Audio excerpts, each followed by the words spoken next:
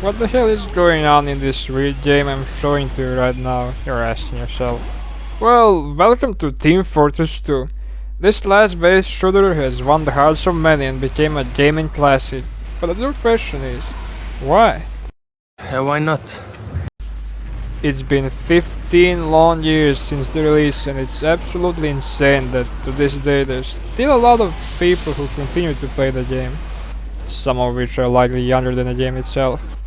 Unfortunately, as many might know, the game is currently infested with all sorts of AI wildlife.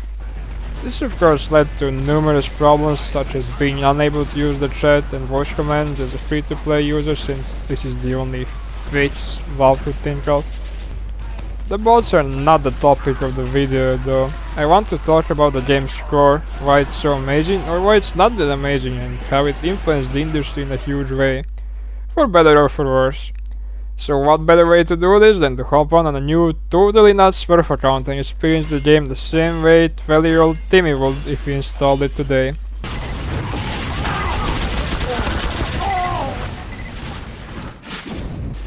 Yeah, it's not that great for beginners.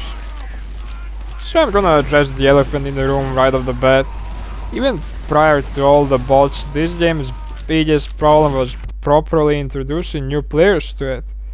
There's no prompt urging you to start a tutorial, and even if you do end up clicking on it, you'll find it rather lacking. Welcome to Team Fortress 2. After 9 years in development, hopefully it will have been worth the wait. There's only 4 of the classes here. Of course, no game can really teach you absolutely all the details at the start, but what a tutorial should do is plant the fundamentals of the mechanics in your brain. At the very least, there should have been tutorials for the rest of the classes and a tutorial bot match with hints or something similar to guide the player through it. Another thing that doesn't help one bit with keeping people play is the fact you need to unlock a small loan of a billion different weapons by playing the game a lot, or buying them straight up, which is a total scam by the way. Default weapons are easy to learn and useful, but a good chunk of the unlockable ones are situational and you need them to counter other loadouts more efficiently. So to take this away from new people will just make them more frustrated because they can't use the cool weapon Pablo Hernandez killed them with just a moment ago. Of course, giving the choice of so many weapons as soon as you open the game for the first time will be overwhelming as well. So playing around with stock weapons to hone your skills at first is not a bad thing either. It's more about the time it takes to unlock the rest of the weapons to me. You will often get the same weapon drop, and to get the maximum amount of drops in a week, you need to play the game for around 10 hours, and continue like this until you catch them all. This will make a lot of people lose motivation and just quit the game.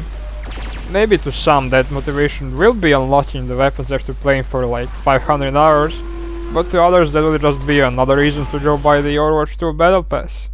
So what about the people who kept playing? Why did they even touch the game in the first place? You might not realize it, but TF2 is definitely one of the most popular games of all time. There's countless YouTube videos, the characters were used so much in meme culture, and the views on the Meet the Team videos say everything about how many people came in contact with the game at least once. This is all because of TF2's genius art style, soundtrack, character design and writing. The cartoonish art style was at the time something very unique for a first-person shooter, making the maps, ambience and characters stand out from anything before. There's mentioned how the most important thing they kept in mind while designing the characters is them being instantly recognizable as shadows, and it shows. The TF2 characters all look so unique, and their design says just enough about what they like and their gameplay. On top of the amazing design, Valve added hundreds of very well voice acted lines to the game, responses to certain events that happen to certain characters, such as killing them multiple times. Even Miss Pauling, a character who's there to comment on contracts you pick when they're available, has different voice lines depending on the character she's talking to. I want you to know, soldier, you're doing hero's work out there, son. But it doesn't end there. The previously mentioned Meet the Team videos introduce all the 9 characters in unique, memorable ways, while showing what they can do in game. Something like Meet the Medic would especially hype up anyone to play as a healer of all things. You have Mercy, who needs to fly around and yell, "Heroes never die!" And then you have the absolute Chad TF2 medic. I don't even need to say anything, just look at him. He's glorious. Do not get carried away with simping for medic. The point is, these masterfully crafted animated shorts attracted so many people and were ahead of their time, seeing how most popular multiplayer games today like Apex Legends, Overwatch and Fortnite all constantly make animations to introduce characters or events into the game. And don't get me even started about the comics. I cannot recommend more doing yourself a favor and giving them a read. That way you can join me in crying in the corner due to the fact that the last part will never be released. Typical WoW, I fucking hate you. The other very important aspect of course is the gameplay.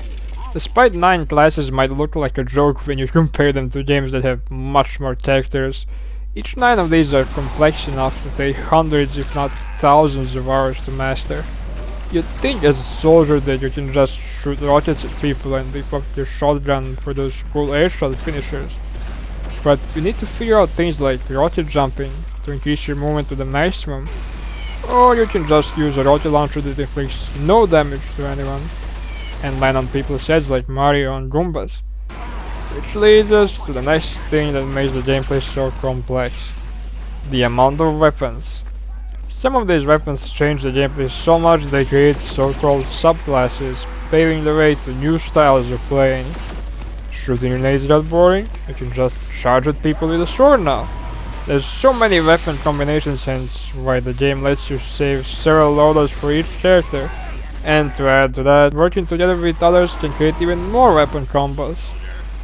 Yet at the same time, this complexity is also where TF2 suffers from a balance perspective. Over the many updates, there were a ton of attempts to nerf and buff weapons, and some changes were definitely welcome, while others caused quite a stir in the community. The thing is, I don't think it's fully possible to balance a game where each character has different amounts of health and vastly different arsenals at their disposal, no matter how hard you try. And at its core, TF2 is a team-based game, where you need to work together to overcome the enemy. As a concept, it's very hard to balance to the point where every encounter will be fair. Also, the game literally has a random crit mechanic, which can wipe out an entire team under the right circumstances, or just generally be annoying for all sides involved. But luckily Valve was wise enough to keep this out of competitive, and so were many community servers. I personally don't mind the random crits and find them funny, but to the people who want to play more seriously, I imagine it's a pain to see that glowing rocket on the screen going towards them, knowing that they won't be able to dodge it. Speaking of competitive, it wasn't really a thing officially until 2016, so 9 years after the game released, and it's not really blooming. There wasn't an audience, but the system was just poorly made, so people went back to playing community complex like Highlander. I don't really care about competitive modes in games. I'm a filthy casual, but I can understand people who want that kind of experience who are very frustrated at Valve.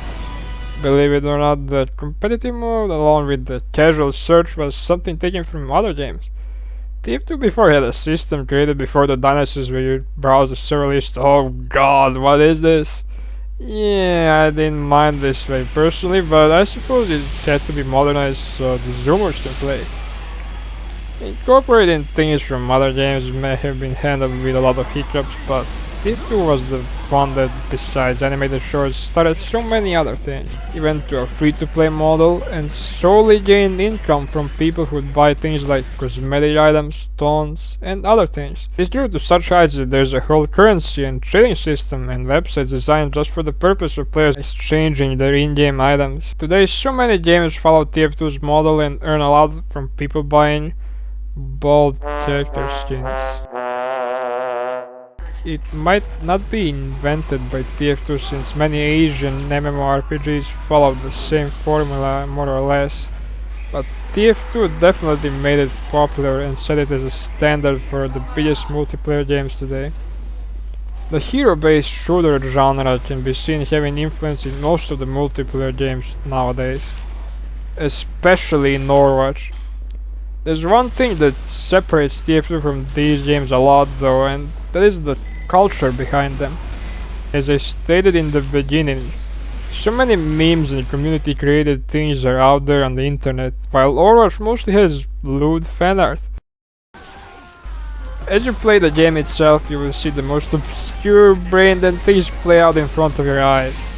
It's these interactions between people in the game that don't happen as much if at all in modern multiplayer games, but in TF2 some jokes from a decade ago or more are still being kept alive and praised by the community.